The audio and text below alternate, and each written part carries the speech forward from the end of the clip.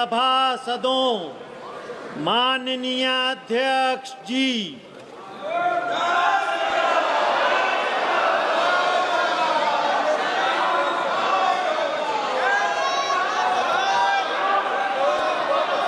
प्रश्न संख्या 61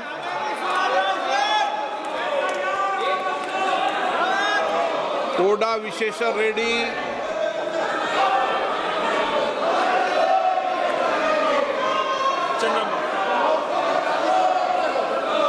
Question number 61, sir.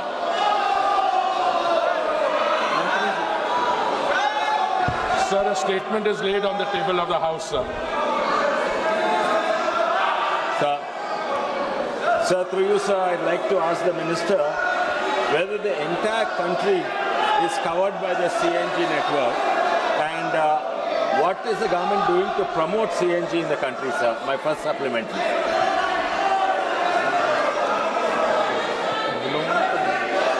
Sir, the body of the answer, in fact, contains the major part of the reply which is sought in the supplementary, sir. Sir, the government is committed to both PNG, CNG and all forms of energy transition, sir. After the latest round of bidding, almost the entire country, if I'm not mistaken, sir, about 96% of the land area is covered by the bids, sir. In fact, the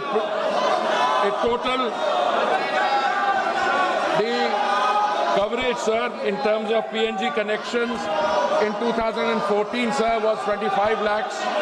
Today, those connections have increased from 25 lakhs to 1.5 crores. Insofar as CGD stations are concerned, sir, these have also increased in number. Insofar as the geographical areas are concerned, sir, almost the entire country is now covered by this clean energy.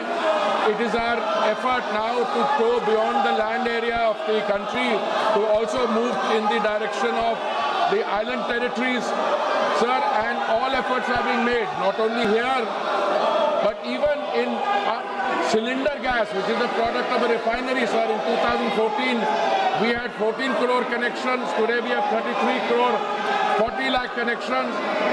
PNG, which is piped gas, compressed natural gas, there also, sir, the number of connections, the number of stations.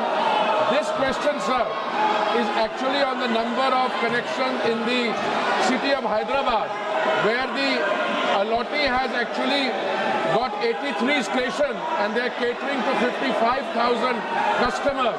And in fact, they are putting in more capex. There is going to be an expansion there.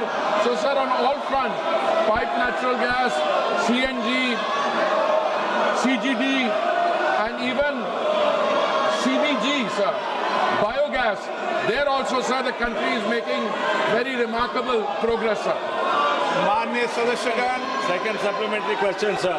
Second supplementary पहले भी question. कहा है कि प्रश्नकाल महत्वपूर्ण समय होता है, आपका समय होता है, जिसमें आप जनता की अपेक्षाएं, उनके महत्वपूर्ण मुद्दों को उठाते हैं। सरकार की जवाबदेही होती है। कई मंत्रालय विभागों के अंदर आपके हुए उठायों से मंत्रालय विभाग में जवाब देते होती है। और मुझे कई मान्य सदस्यों ने कहा कि प्रश्नकाल बहुत मुश्किल से उनका आता है और आपका व्यवहार जिस तरीके से रहता है, ये सदन की गरिमा के अनुकूल नहीं है। माननीय सदस्यगणों, आप इतनी पुरानी राजनीतिक दल के संसद सदस्य हो, मान्य हो, जिनका बहुत बड़ा योगदान इस सदन के अंदर मर्यादा और गरिमा के रहा है। लेकिन आप जिस राजनीतिक दल के सदस्य हो, वह राजनीतिक दल के लोग देखेंगे आप किस तरीके से सदन में व्यवहार करते हैं, तख्तियां लेकर आते हैं, नारेबाजी करते हैं, मेजे ठोकते हैं। ये सदन की गरिमा के अनुकूल नहीं है। मैं आपसे फिर आग्रह कर रहा हूं कि संसद की मर्यादा गरिमा को बनाए रखो। दुनिया का सबसे बड़ा लोकतंत्र है और लोकतंत्र के अंदर हमारी पारदर्शिता जवाबदेही दुनिया जानती है। हम जिस तरीके का व्यवहार करेंगे, आचरण करेंगे देश की लोकतांत्रिक संस्थाओं में, उसका क्या संदेश जाएगा। माननीय वेणुगोपाल जी, आप इनको ये सिखाते हो क्या? नारेबाजी करना, तख्तियां लेकर आना, मेज थपथपाना, ये आपकी पार्टी के संस्कार नहीं रहे। लेकिन जो नई पीढ़ी जिस तरीके के संस्कार कर रही है, वो सारा देश देख रहा है किस तरीके से जनता के करोड़ों रुपए खर्च संसद में होते हैं। मैं पुनः आपसे आग्रह करता हूं, आप सब मानिए, लाखों लोगों ने आपको चुनकर भेजा है। लोगों की अपेक्षाएं, आकांक्षाओं को उठाने के लिए, तख्तियां लेकर मेजें खोदने के लिए नहीं भेजा है। मैंने पुनः आपसे आग्रह किया है, आप अपने अपने आसन पर जाएं। प्रश्नकाल के बाद नियमों के तहत आपको हर मुद्दे विषय पर बोलने दिया जाएगा। मैं फिर कह रहा हूं, तख्तियां लेकर आने पर सदन नहीं चलेगा।